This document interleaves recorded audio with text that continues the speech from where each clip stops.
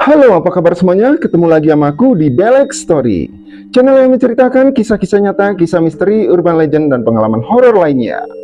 Sebelumnya aku ucapin terima kasih karena kalian udah klik video ini. Selamat menunaikan ibadah puasa buat kalian yang menjalankannya ya.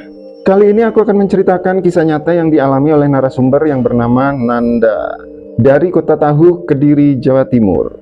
Hai Nanda, buat kalian yang punya pengalaman horor, kirim cerita kalian di email di bawah ini ya. Ntar aku pilih salah satu cerita dari kalian yang paling serem, aku akan unggah ceritanya. Oke, nggak usah berlama-lama, langsung aja kita mulai ceritanya.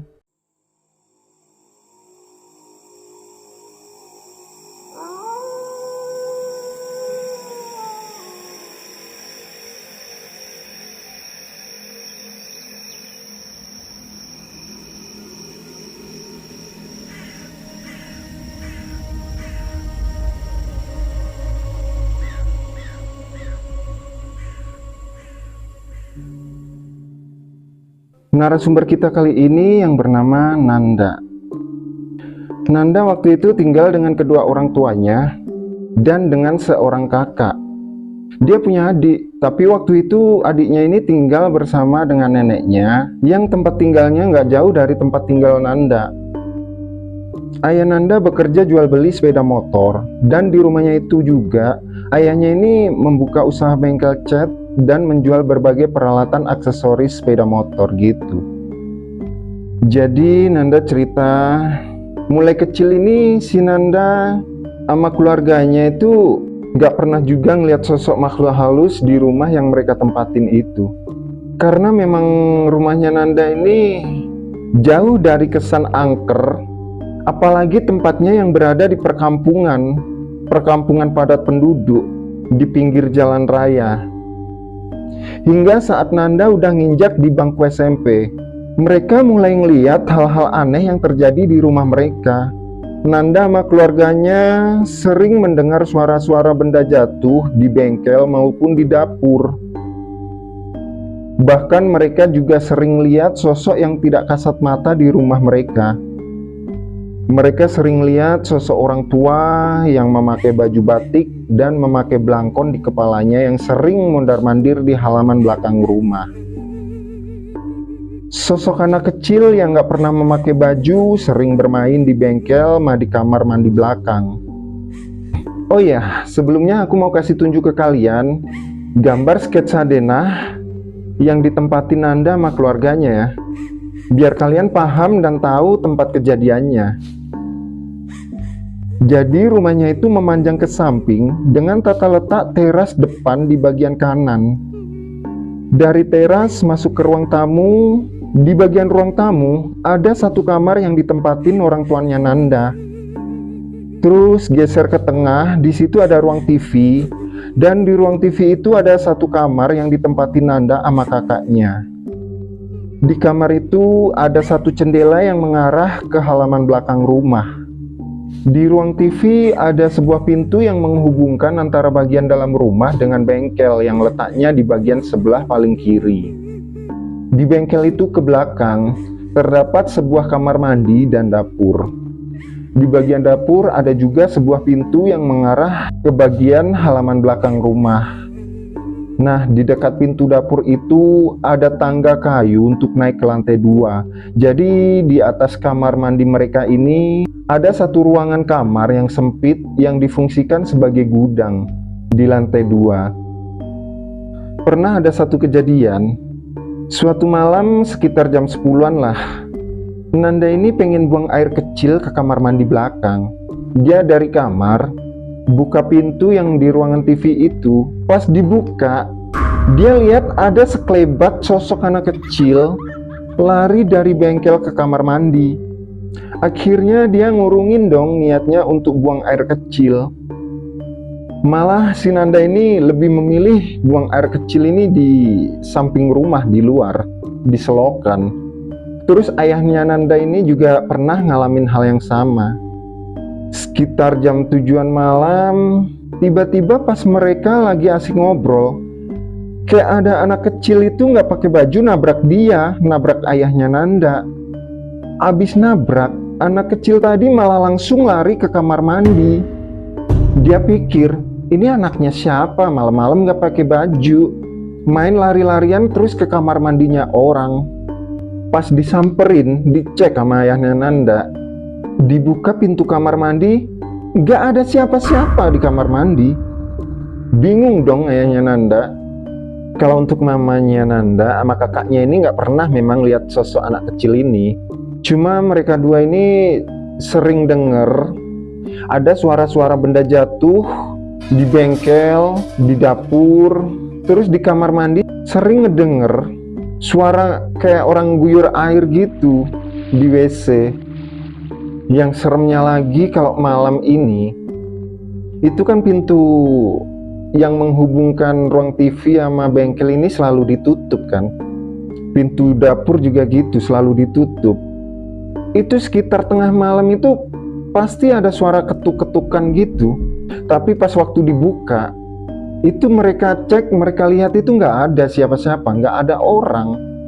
Untuk sosok anak kecil ini memang jarang nampakin wujudnya. Cuma ya sekali dua kali doang sih. Keluarganya mikir mungkin tiap malam ada suara-suara benda jatuh di bengkel. Ya si bocah ini yang sering bermain di bengkel sama di kamar mandi. Sosok yang paling sering nampakin wujudnya, dia sosok orang tua yang pakai baju batik sama belangkon di kepalanya itu. Dia ini sering banget muncul di halaman belakangan rumah mereka. Bahkan pernah pas mamanya masak di dapur saat maghrib, tiba-tiba ada orang lewat di belakang pintu itu. Mamanya Nanda lihat itu dia nembus temboknya tetangga. Jadi halaman belakang rumahnya Nanda ini disekat sama tembok tetangga. Mustahil dong orang mau ke situ, ke tembok karena buntu. Nah ini pas mamanya Nanda lihat ini kayak nembus gitu aja. Sampai-sampai mamanya Nanda ini lari ketakutan. Masak aja sampai suruh nemenin si Nanda atau enggak kakaknya. Nanda juga pernah cerita pas waktu dia di kamar sama kakaknya, dia lagi main gitar sambil ngobrol asik santai di kamar. Ada orang tua yang pakai belangkon ini mondar-mandir di belakang jendela kamar mereka. Pas jendelanya ini dibuka sama kakaknya Nanda, dia nggak ngelihat siapapun di situ. Padahal jelas-jelas mereka berdua ini ngelihat, sama-sama ngelihat. Mereka saling tanya dong, Nanda, kamu ngelihat nggak barusan tadi? Iya kak, aku ngelihat ada orang tua pakai belangkon gitu ya di belakang rumah. Siapa kak? Akhirnya kakaknya nutup jendela itu dengan horden karena mereka ngerasa ngeri gitu loh. Kalau untuk sosok gendro itu sendiri, memang si Nanda sama kedua orang tuanya ini nggak pernah mereka ngeliat, nggak pernah mereka cerita.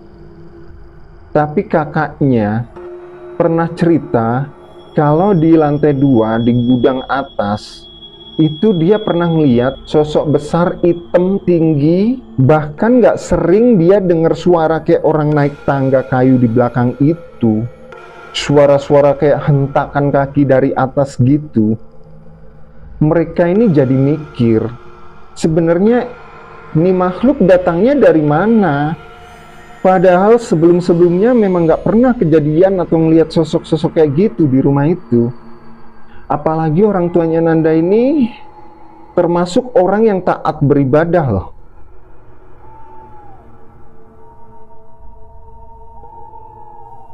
Pada suatu waktu, ayahnya ini pernah didatangi sama temennya, aparat. Dia datang ke rumah bawa mobil open cup gitu, mobil dinas, muat sepeda motor Tiger 2000 bekas kecelakaan yang mau diperbaikin, dicat ulang ke bengkel ayahnya itu.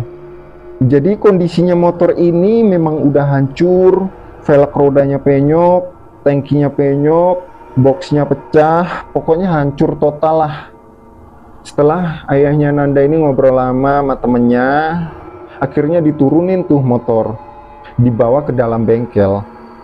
Nah, semenjak ada motor itu di bengkel, terjadi tiap malam itu hal-hal yang mengerikan, yang gak masuk akal.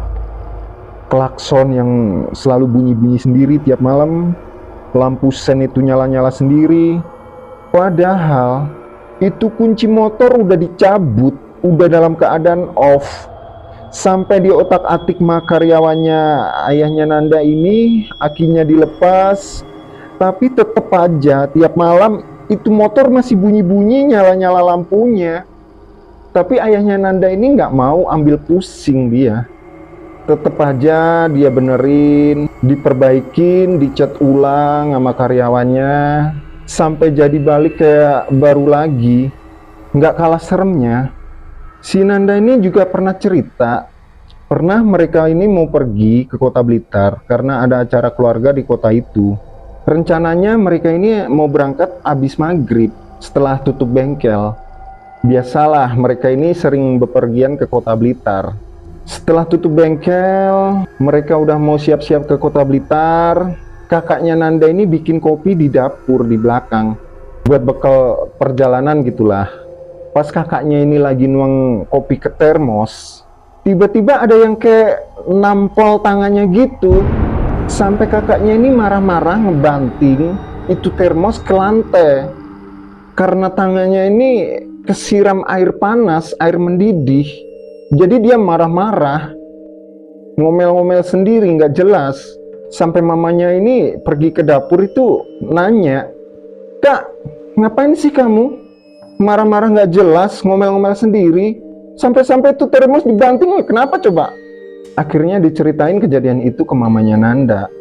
Kakaknya ini bilang ke mamanya, "Mah, ditunda aja lah perjalanannya. Besok aja kita berangkat, jangan sekarang pokoknya. Perasaanku nggak enak nih." Tapi kayak mamanya Nanda ini nggak gubris omongannya kakaknya. "Ya udah kalau kamu nggak ikut, jaga rumah aja. Biar mama sama ayah sama Nanda yang pergi." Akibat kejadian itu, jadi kakaknya Nanda ini lebih memilih jaga rumah, nggak ikut dia.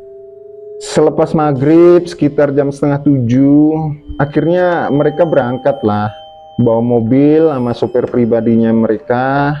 Sekitar 5 kilometeran lah dari rumah itu. Setelah mereka jalan, tiba-tiba mobil yang mereka kendarain ini mati, mogok di jalan. Dan kalian tahu, mobil mereka ini mogok pas di depan kuburan di daerah Jimbun, Kabupaten Kediri, di daerah Kandat tepatnya. Di situ akhirnya sopirnya ini nyoba-nyoba perbaikin, buka kap mobilnya, dicek sama dia. Ternyata dia bilang nggak ada yang rusak, baik-baik aja. Radiator juga nggak panas, nggak ada tanda-tanda kerusakan. Sampai kurang lebih setengah jam dia nyoba-nyoba nyalain di situ, tetap aja masih nggak bisa nyala itu mobil.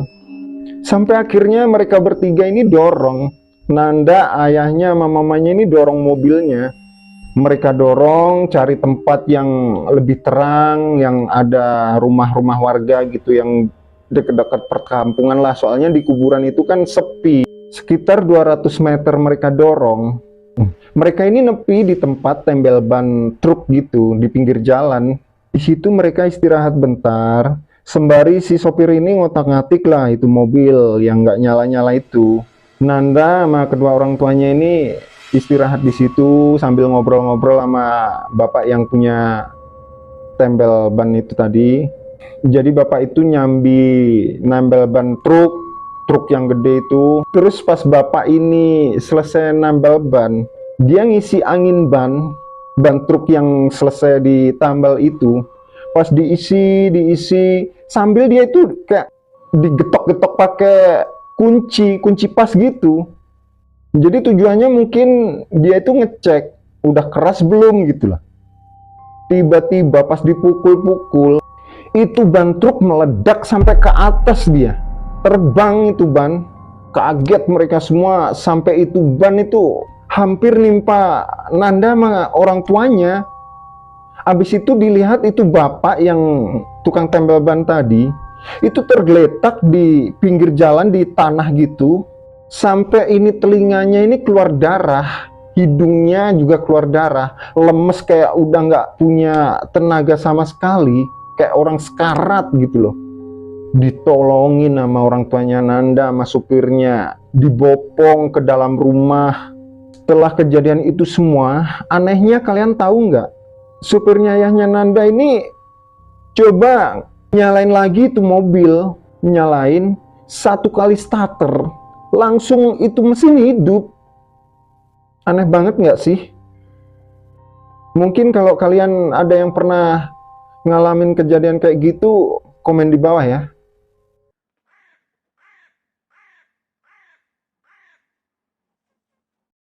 Lalu mereka lanjut perjalanan. Setelahnya di perjalanan udah nggak terjadi hal-hal apapun lagi. Setelah sampai di tempat tujuan, singkat cerita, sekitar jam 10-an malam lah, mereka ini lanjut balik pulang ke Kediri.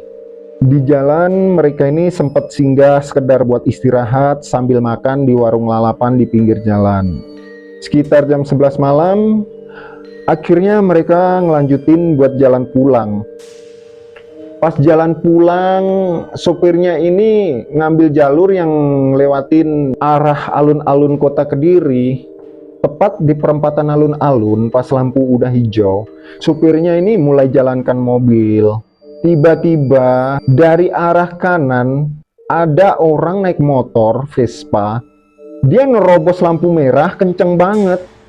Duar! Orang itu nabrak mobilnya ayahnya Nanda. Sampai itu orang setengah badannya masuk ke dalam mobil. Jadi badan sebagian perut ke bawah ini di luar mobil, perut ke atas itu di dalam mobil. Udah kayak di film-film gitu. Dia masuk di kaca depan. Jadi posisi duduknya ini ayahnya Nanda ini sebelah kiri, di samping supir di depan, mamanya di tengah. Nanda itu tidur di belakang, paling belakang sendiri. Lehernya ayahnya Nanda ini kehantam helm si pengendara Vespa itu tadi yang masuk kaca itu.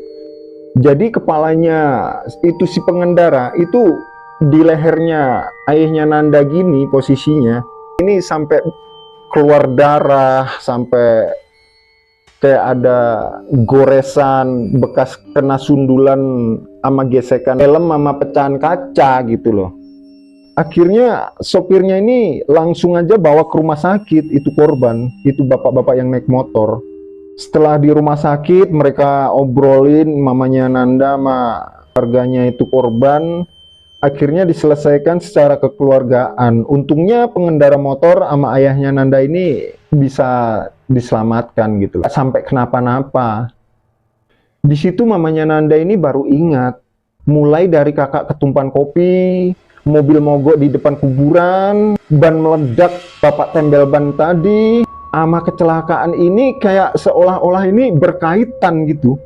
Ujungnya pas ditanyain sama Kiai, temannya, kenalannya ayahnya Nanda, ternyata memang bener ada sosok yang dari rumah itu ngikut di mobil mereka pas mereka ini jalan keluar kota, ke kota Blitar itu tadi.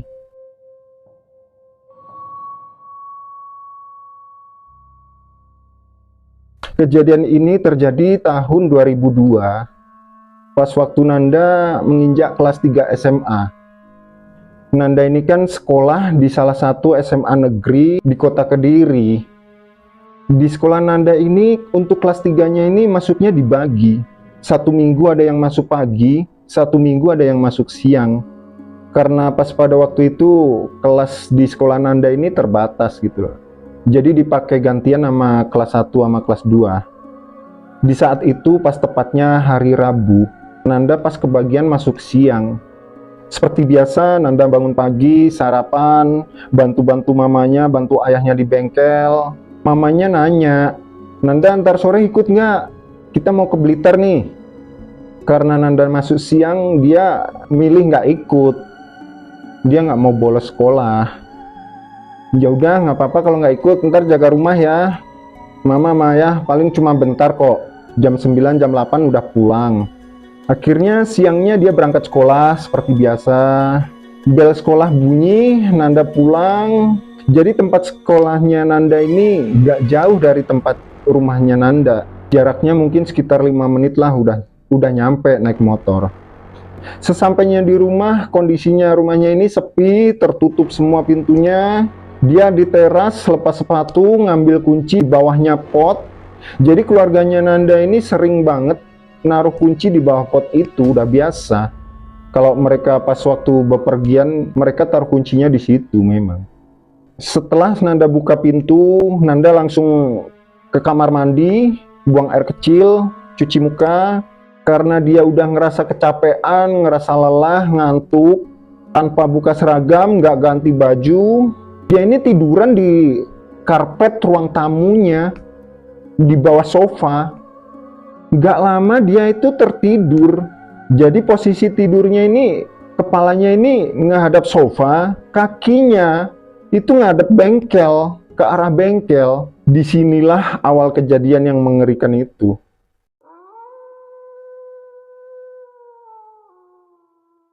Setelah nggak lama tertidur, sialnya si Nanda ini nggak nutup pintu yang menghubungkan antara ruang TV sama bengkel. Nggak ditutup sama Nanda.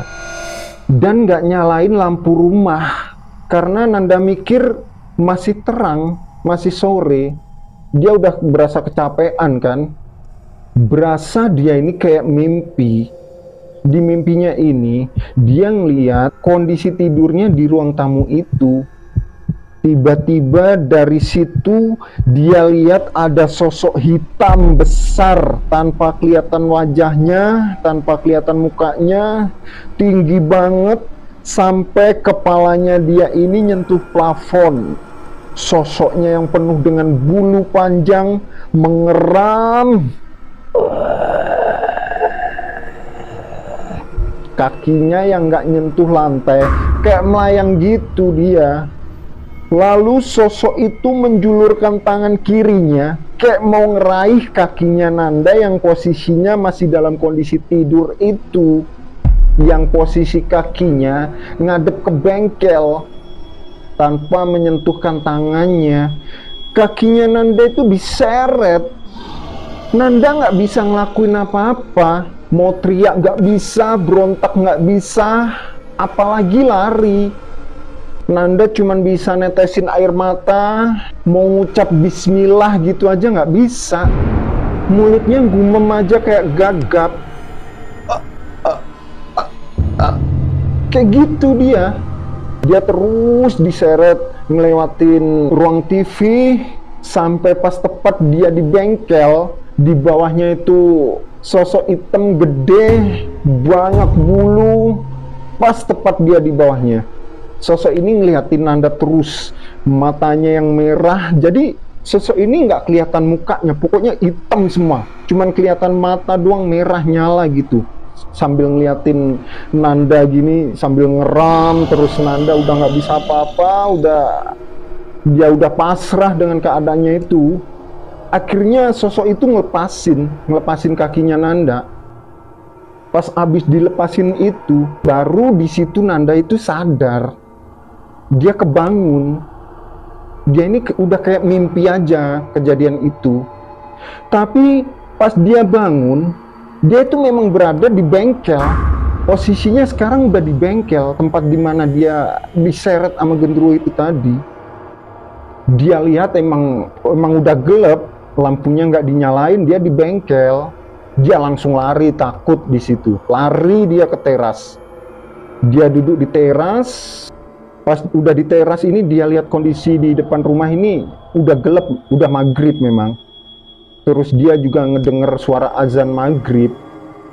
Bengong, gemeter, ketakutan. Sampai dia ini nggak berani nyalain lampu. Bahkan lampu di ruang tamu itu nggak berani dia nyalain, nggak berani dia masuk rumah. Dia cuman di situ duduk, nggak mandi, nggak apa, nggak makan. Sampai akhirnya sekitar jam 9, orang tuanya ini tiba, pulang. Pas turun dari mobil, mamanya masuk di teras rumah. Kaget mamanya, heran lihat Nanda. Kamu ini kenapa di situ? Nggak mandi, nggak ganti baju, lampu nggak dinyalain. Udah malam, udah jam 9, lampu rumah nggak ada yang dikasih nyala. Kamu ini kenapa? Sambil gemeter ketakutan, Nanda ceritain itu ke orang tuanya, ceritain ke mamanya. Terus sama mama, sama sopir ayahnya Nanda ini malah diledek, malah diketawain. Ah, yang bener aja, ngarang kamu, mana ada hal gituan bisa nyeret orang. Malah diledek. Akhirnya semenjak kejadian itu, sampai sekarang pun Nanda ini nggak berani tidur pas waktu maghrib. Dia udah trauma. Ini pengalaman paling horor, paling mengerikan, satu-satunya yang dialami Nanda. Kita juga harus ambil hikmahnya dari kejadian ini. Nggak boleh tidur saat maghrib. Saat waktunya azan, seruan buat kita umat muslim untuk datang beribadah. Dan orang-orang tua dulu, kita kan juga sering bilang, kalau pas waktunya maghrib ini, waktunya barang-barang gituan, setan-setan ini keluar gentayangan. Gitu nggak sih?